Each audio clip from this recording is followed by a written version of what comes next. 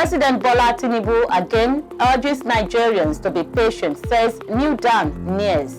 The ambassador, former governor of CBN, says a private investigator's report is misleading. Ukrainian Orthodox Christians celebrate Christmas on 25th December for the first time. In sports, Super Eagles plays Burkina Faso Cape Verde Friendlies in January ahead of the 2024 Africa Cup of Nations. This is the MLC TV Global News, reaching you live from the city of Lokoja, the confluence state of Nigeria. I am Muslimat Itopa. Thanks for joining us. President Bola Tinubu on Sunday again urged Nigerians to be patient with his administration, pledging that the country will shortly emerge into a new dawn of prosperity, peace, and irreversible progress. The president said he would continue to roll out more palliative measures to ease the hardship occasioned by the discontinuance of petrol subsidy and the unification of exchange rates, among other economic reforms of his administration. In his personally signed Christmas goodwill message released by the State House on Sunday, the president acknowledged that the past 6 months of his administration has been a time of transformation and relentless change in our country. He promised that his administration will continue to implement palliative measures to ease the burden on the most vulnerable, address current hardships, and alleviate the sufferings of all our nation's people. He also urged Nigerians to, in the spirit of Christmas and reflecting the birth of Jesus Christ, extend a warm embrace of kindness to those around them who need it. Ahead of the January 15 Armed Forces Remembrance Day, Tinubu called on Nigerians to commemorate the memory of those who in their service have paid the highest price for the nation. May God bless their souls and comfort their families and loved ones. Kogi State Governor Bello extends warm felicitations to Christians in Kogi State, Nigeria, and across the globe as they celebrate Christmas. He emphasizes that the season symbolizes hope for humanity and encourages citizens to maintain a positive outlook. The governor urged Nigerians to embody God's love for humanity and extend that love to their neighbors during the festive season, while acknowledging that the holiday is an excellent time to share joy with family and friends. Governor Bello also emphasizes the importance of sober reflections and prayers for peace, unity, and togetherness, especially during a time when the country is navigating a new economic course, expressing joy that the people of Kogi State are witnessing another Christmas. Governor Bello acknowledges the boundless mercy and love of God Almighty despite the individual and collective challenges faced. He commends the citizens for their support and commitment to the state progress since the beginning of his tenure in 2016. He lauds the people for their peaceful conduct and support during the recent governorship election, expressing confidence that Governor-elect Ahmed Usman Ododo will uphold and build on the legacy of his administration for inclusive growth. He calls for prayers for leaders at all levels of governance and advocates for acts of kindness towards the less privileged, emphasizing that such gestures foster love and peaceful coexistence. The 2023 presidential candidate of the People's Democratic Party and former Vice President Atiku Abubakar on Sunday felicitated Nigerians as they celebrate Christmas. The presidential candidate of the Labour Party, Peter Obi, also congratulated Nigerians on Christmas, urging them to appreciate God's mercy despite the hardship in the country. Atiku, in a statement by his media office in Abuja on Sunday, urged Nigerians to embrace peace and unity at this period and to love one another for the country's progress. The President of the Senate, Godswill Akpabio, has also called on Nigerians to remain steadfast and hopeful regardless of the hard times citizens were experiencing. Also, the Deputy Speaker of the House of Representatives, Benjamin Kalu, called on Nigerians to show love to one another and live peacefully among themselves at Christmas and beyond. The Kwara State Governor and Chairman of Nigeria Governors Forum, Abdurrahman Abdurazak, has also felicitated the Christian faithful in the state and urged for love, peace, and happiness. In Lagos State, Governor Babajide Sanwo-Olu, in his Christmas message issued on Sunday by his Chief Press Secretary, Gboyega Akosile employ Nigerians, especially Christians, to embrace peace, harmony, and tolerance in line with the teachings of Jesus Christ. Sanwo-Olu also urged Lagos residents not to lose hope due to the challenging times in the state and the country at large, charging them to continue to trust in God and have faith in the good intentions of the current administration.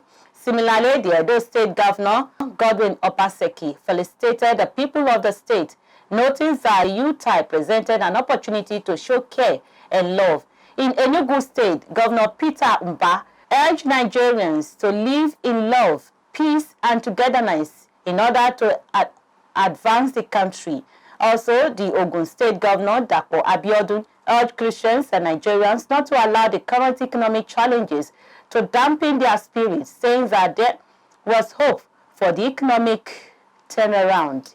Also, the Ogun State Governor, Dapo Abiodun, urged Christians and Nigerians not to allow the current economic challenges to dampen their spirits, saying that there was hope for an economic turnaround. The Governor of Niger State, Mohammed Bago, in his Christmas message, called on Christians in the state to be cautious and report any suspicious persons or activities to the law enforcement agencies. Similarly, the Kogi State Governor-elect Ahmed Ododo, in a statement by the media office of the Governor-elect, said Christmas called for deep reflection on the need to think and act in manners that bring glory to our nation. Godwin Emefiele, the embattled former governor of the Central Bank of Nigeria, CBN, has denied allegations of illegal foreign deposits and unauthorized bank operations leveled against him by the private investigators' reports. He called the reports misleading and an attempt to disparage his personality. He said this in a signed statement titled Emefiele Orders Stole Billions, Illegally Kept Nigerians' Funds on Foreign Banks. Recall that the investigator, Jim Obasi, in his report revealed that the former CBN governor illegally lodged billions of naira in foreign currencies in no fewer than 593 bank accounts in the United States, United Kingdom, and China without the approval of the Apex Bank's Board of Directors and the CBN Investment Committee. However, Emefiele said the report was misleading and a calculated attempt to disparage his person, injured his character, and served the selfish interests of the private investigator. He said he have gone through the publications and said boldly that the contents of the said publication are false, misleading, and calculated to disparage his persons, injured his character, and served the selfish interests of the private investigator. On politics, the People's Democratic Party, in a statement signed by its National Publicity Secretary, Debo Ologunlagba, on Monday congratulated the Oyo State Governor, Seyi Makinde, on his birthday. The statement described Makinde as a caring and benevolent leader, insightful politician, but visionary administrator and brilliant professional who continues to demonstrate extraordinary capacity for impactful leadership in all sectors of life. It added that over the years, Governor Makinde has distinguished himself as a leader with a heart for the people, stating that he embodies the virtues of love, compassion, and remains connected with the people, even at the lowest level, with a special bond. The statement further read, "The PDP is proud of his exceptional achievement in citizen empowerment, human capital, and infrastructural development projects in critical sectors, including power generation, agriculture, healthcare, education, roads, industrialization, aviation, water resources, urban and rural development, among other legacy achievements that have transformed Oyo State into a development hub and model for good governance in Nigeria." We now go on a short break. We will be right back.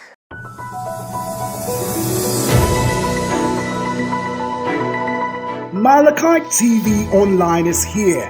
For your timely and reliable news that reaches you fast with the breaking news, choose MLC TV. Get human interest stories right here on MLC TV with entertainment, sports, business, culture, tourism, and fashion news stories, all featured on MLC TV.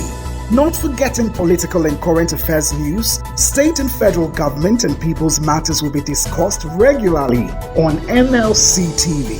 MLC TV, your one-stop online destination for unbiased, accurate news, entrepreneur ideas, and youth matters to the rest of the world. MLC TV, reaching everywhere, informing everyone.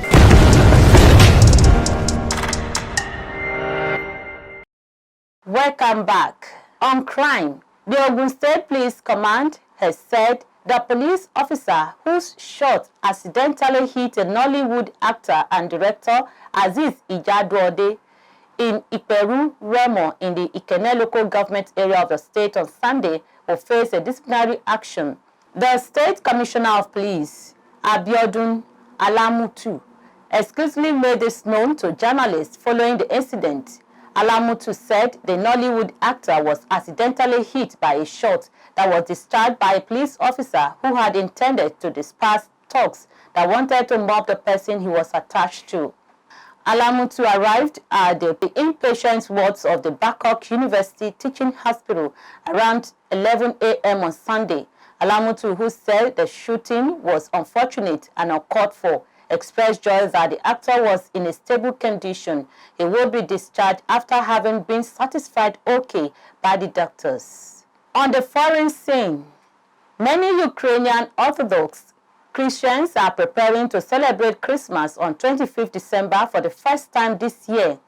Ukraine has traditionally used the Julian calendar, also used by Russians, where Christmas falls on 7th January. In a further shift from Russia, it is now marking Christmas according to the Western or Gregorian calendar, which is used in everyday life. Ukrainian President Volodymyr Zelensky changed the law in July, saying it allowed Ukrainians to abandon the Russian heritage of celebrating Christmas in January. In a Christmas message issued, Zelensky said all Ukrainians were now together. The Orthodox Church of Ukraine, OCU, a newly created independent church. It formally broke away from the Russian Orthodox Church over Moscow annexation of Crimea in 2014. And its support for separatists in eastern Ukraine. People prayed and lit candles across the country on Sunday. Gaza's Hamas-run health ministry says as Israel airstrike killed at least 70 people in the Al-Maghazi refugee camp in the center of the Strip. A spokesman said the death toll was likely to rise given the number of families living in the area. The Israeli ministry told the BBC it was looking into a report of the strike. It comes as Israeli and Arab media say Egypt, which borders the Gaza Strip, has put forward a new proposal for a ceasefire between Israeli and Hamas. Dozens of injured people were rushed from Maghazi to nearby Al-Azhar hospital with footage showing some children's faces covered in blood and body bags piled outside. The health ministry says 3 houses were hit in the attack late on Sunday. According to ministry spokesman Ashraf Al-Qudra, a densely populated residential block was destroyed. The Palestinian Red Crescent Society says intense Israeli airstrike have led to the closure of main roads between Maghazi and 2 other refugee camps, Al-Burij and Al-Nuseirat, hindering the work of ambulances and rescue teams. Earlier on Sunday, Israeli Prime Minister Benjamin Netanyahu said the war had come at a very heavy price for his country. The Israeli ministry said more than a dozen soldiers have been killed in Gaza since Friday, bringing the total for the ground offensive launched after 7 October to 156. Now on sports, let's join Jonah Malik for details.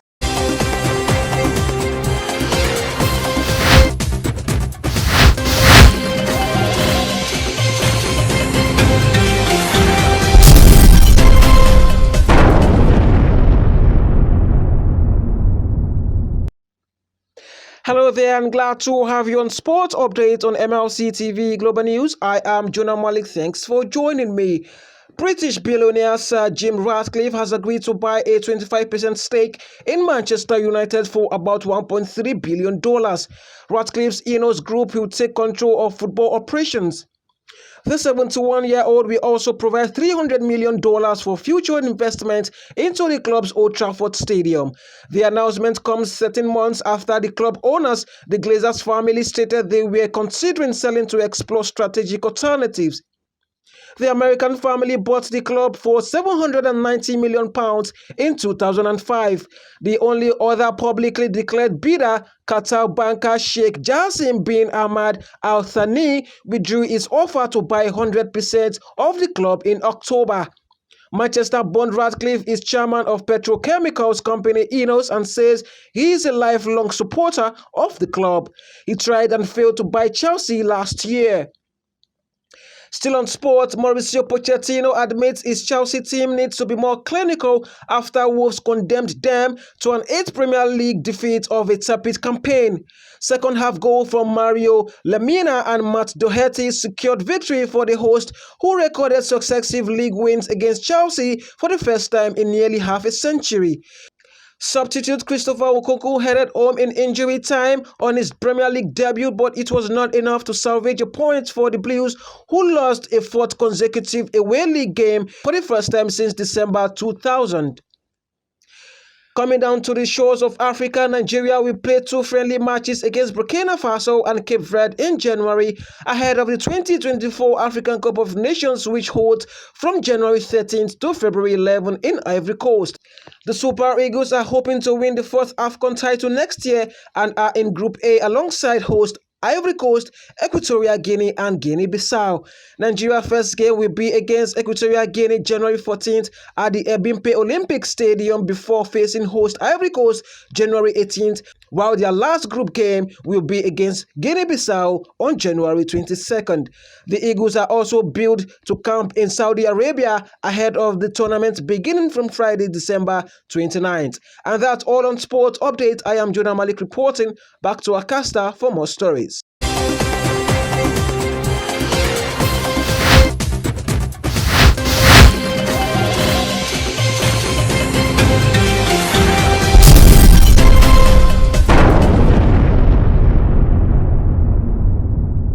Thank you, Jonah. On entertainment, let's join Dorcas Ayakpoju as she takes us through the entertainment world.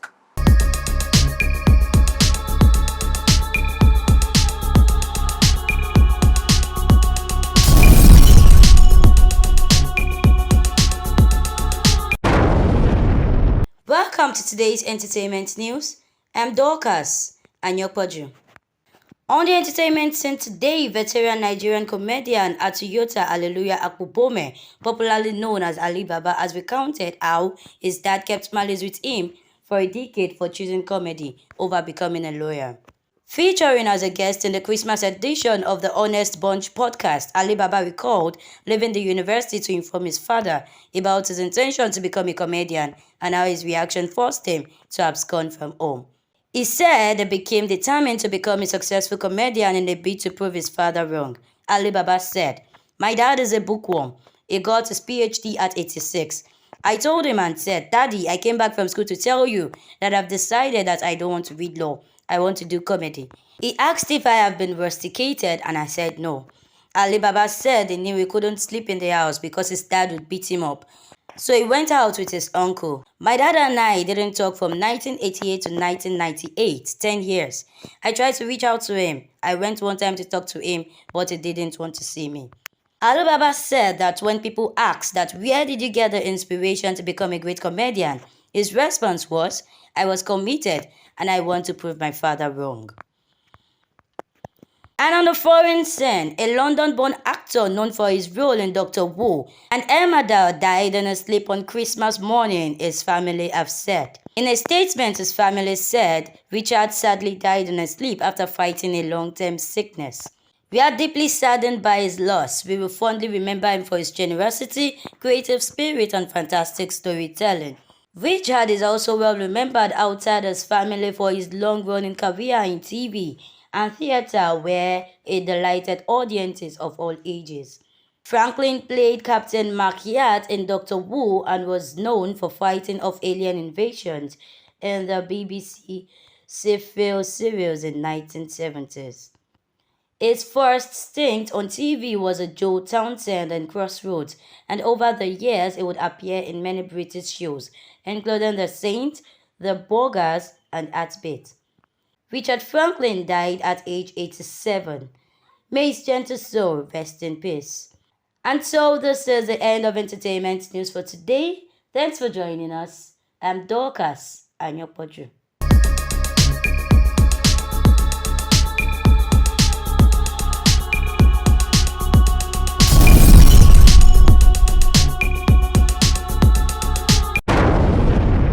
Thank you, Dorcas. Our broadcast journalist with the independent television and radio, Hilary Nusa Odiya, has been shot dead by suspected cultists around 2nd East Circular, Benin City, Edo State capital, on Christmas Eve. A colleague of the deceased who spoke with Punch Metro said the late Odiya left the office at about 4 p.m. on Sunday, while the news of his death filtered into the ITV premises later in the night, to the surprise of those who worked with him that day. The colleague said that the killing was as a result of court clashes around a Seyi area off East Circular Road. He noted that the deceased brother was also killed in a similar fashion last year, stating that 3 people were also shot on the day Odiya was killed. He described the late broadcaster as jovial, hardworking, and easy to work with, while calling on the police to unravel his death and apprehend the suspects. However, the Nigerian Union of Journalists, Edo State Council, has commiserated with the management and staff of ITV over the death of Odiya. A statement signed by the chairman of the NUJ in Edo State, Festus Alenke, and the secretary, Andy Egbo, said the union charged security agencies in the state, especially the Nigerian police, to unravel the circumstances surrounding Odiya's death. The statement prayed for the repose of the soul of the fallen colleague and urged his family to take solace in the fact that Odiya would be remembered on the positive side of history. The statement further charged journalists to investigate the incident of Odiya's death and as well ensure adequate reportage of the killing. The PPRO of the Edo State Police Command, Chidi Ebube Nwabuzo, confirmed the killing but said information was sketchy at the time, promising to give details of the incident. And that is the size of our package. Kindly support us by subscribing to our YouTube channel, Malachite TV. Like and follow our Facebook pages, MLC TV, MLC TV2, MLC TV Yoruba, and Ebiravabe MLC TV, Instagram MLC TV 2021, X Malachite TV, and TikTok Malachite_TV. For your event coverage, appearance on any of our programs, contributions, comments, advert placements, or sponsorship, please call or send SMS to any of our numbers displayed on your screen. Join Malachite TV online on weekends to watch our various programs: Saturday 7 p.m. Political Arena, Sunday 6 p.m. Women's World, and Monday 9 a.m. The Opinion. It is Malachite TV, reaching everywhere, informing everyone. Please be your brother's keeper to build a happier and better society together. I am Muslimat Itopa. Thanks for watching.